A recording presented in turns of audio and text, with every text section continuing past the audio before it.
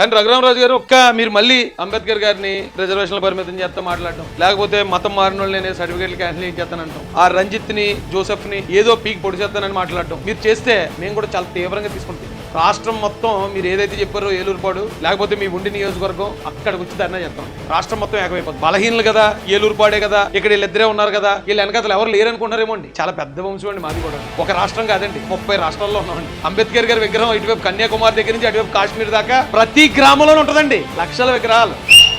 అందరం ఉంటామండి. అందరూ బలవంతులే అండి. ఎవరి కులానుకున్న బలం, ఎవరి వర్గానుకున్న బలం వాళ్ళకు ఉంటుంది. కానీ ఒక్క బలం ఉందని చెప్పి అక్కడ ఇద్దరు బలహీనలు ఉన్నారని వాళ్ళ మీదకి వెళ్ళిపోకండి. అంబేద్కర్ గారి ఫోటోని ఏలలో కేకలు వేసుకుంటూ పాకిస్తాన్ జెండాని పీకి పారేసినట్టు పారేసి అంత దారుణంగా ఆయన్ని అవమానించడం మాకు ప్రాణాలు పోయేంత విషయం ఇది, ప్రాణాలు తీసేంత విషయం కూడా ఇది. కానీ చాలా సంయమనంగా మేము చాలా తగ్గించుకుని మాట్లాడుతున్నామండి. ఇంకా లేకపోతే ప్రాణం పోయిన వదిలేస్తాం. ఈ సిచ్యువేషన్ ఎక్కడ దాకా వస్తే అవసరమైతే మా ప్రాణం పోయిన పర్లేదని తెగించి వచ్చేస్తాం రోడ్ల మీద.